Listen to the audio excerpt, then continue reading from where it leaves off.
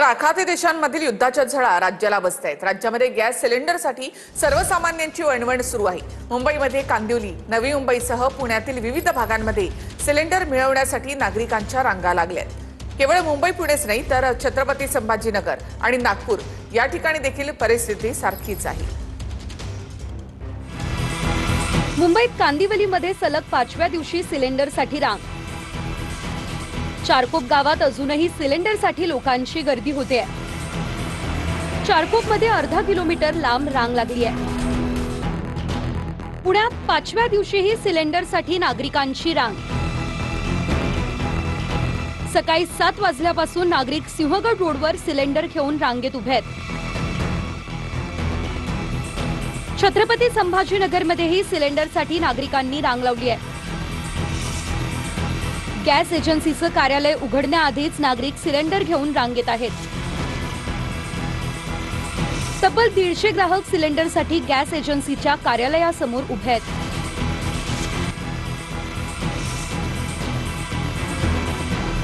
नागपूरमधील कोराडी भागात गॅस सिलेंडरसाठी मोठी गर्दी झाली आहे।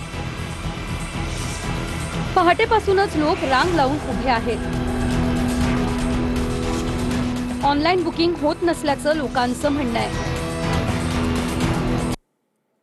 तर घरगुती गॅसचा कोणताही तुटवडा नाही, केंद्राकडून हे स्पष्ट करण्यात आल्याचं मुख्यमंत्री देवेंद्र फडणवीसांनी म्हटलं।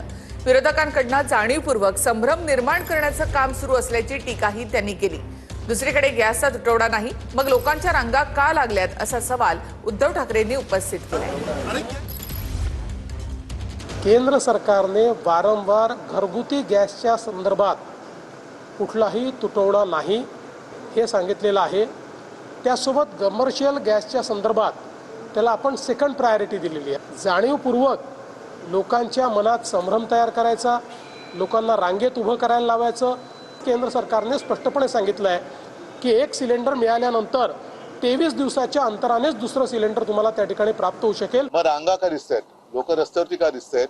मी तर आपल्याच माध्यमातून मला माहिती मिळाली की फक्त मुंबईतलीच मला वाटतं 30-40% रेस्टॉरंट आता बंद झालेले आहेत किंवा होत आहेत। जनतेच्या व्यथा जाणून घेत नाही किंवा जाणून सुद्धा त्या तशा नाहीच आहेत असं मानणारं मुख्यमंत्री जर का आपल्या राज्याला लाभला असेल तर कठीण आहे राज्य। एकीकडे गॅसचा तुटवडा जाणवत असताना भारतासाठी दिलासादायक बातमी आहे। एलपीजी वाहक शिवालिक जहाज हे होर्मुझ समुद्रधुनीमधून भारतामध्ये पोहोचले।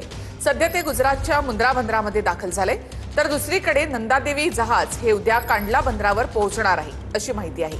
दोन्ही जहाजांमधून एकूण 92,700 मेट्रिक टन एलपीजी गॅस भारतामध्ये उपलब्ध होणार आहे।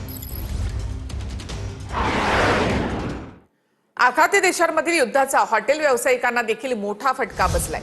मुंबईच्या खाऊ गल्लीमध्ये कुठेही स्टॉल बंद झालेत तर कुठे कोळशाच्या शेगडीचा वापर केला जातोय। व्यावसायिक सिलेंडर मिळत नसल्यामुळे नाश्त्याचे दरही वधारले आहेत। मुंबई ठाण्यात नाश्ता 5 रुपयांनी महागलाय। वडापाव आधी 20 रुपयांना मिळायचा, आता मात्र वडापावचा दर 25 रुपये झालाय।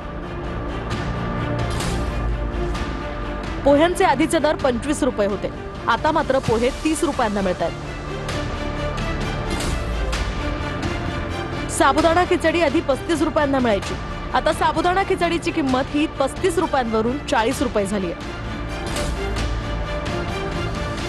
तर शिरा आधी 25 रुपयांना मिळायचा, आता शिऱ्याचा दर 30 रुपये झाला।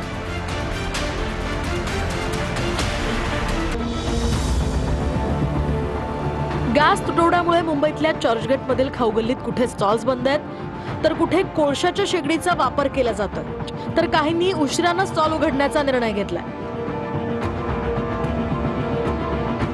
बोरिवलीतील प्रसिद्ध मंगेश वडापाववाला यांना सुद्धा गॅसचा फटका बसलाय। गॅस नसल्यानं मंगेश वडापाववाला आता चुलीवर वडापाव तयार करताय। 22 रुपये आणि 24 रुपयांचा वडापाव आता 25 ते 26 रुपयांना मिळतोय। दरम्यान ठाण्यात गॅस तुटवड्याचा फटका आता वडापावला सुद्धा बसलाय। वडापावच्या किमतीत 5 रुपयांची वाढ झाली आहे। सर्वसामान्यांना परवडणारा वडापाव महागल्यानं ग्राहकांमध्ये नाराजी आहे। तर पुण्यातील प्रसिद्ध गार्डनर वडापावचं दुकान सुद्धा बंद झालंय। गॅस टंचाईमुळे दुकान बंदचा या ठिकाणी बोर्ड लावण्यात आलाय। तर इकडे नाशिकमध्ये अनेक ठिकाणी नाश्ता सेंटर्स बंद झालेत. गॅस नसल्यानं अनेक व्यावसायिकांनी नाश्त्याऐवजी फ्रूट स्टॉल लावायला सुरुवात केली आहे. दरम्यान व्यावसायिक गॅस सिलेंडर नसल्यामुळे डोंबिवलीत सुद्धा हॉटेल साहेबराव बंद करण्यात आलंय. या परिस्थितीमुळे हॉटेल व्यावसायिकांना मोठा आर्थिक फटका बसलाय.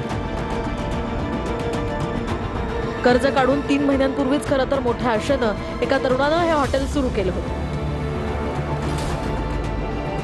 सोलापुरातही चहा व्यावसायिकाकडे 2 दिवस पुरेल इतकाच गॅस साठा शिल्लक आहे. गॅस संपल्यानंतर कामगारांवर बेरोजगार होण्याची वेळ येणार आहे. रोजीरोटी बंद झाल्यावर काय करायचं असा सवाल या व्यावसायिकांना भेडसावतोय.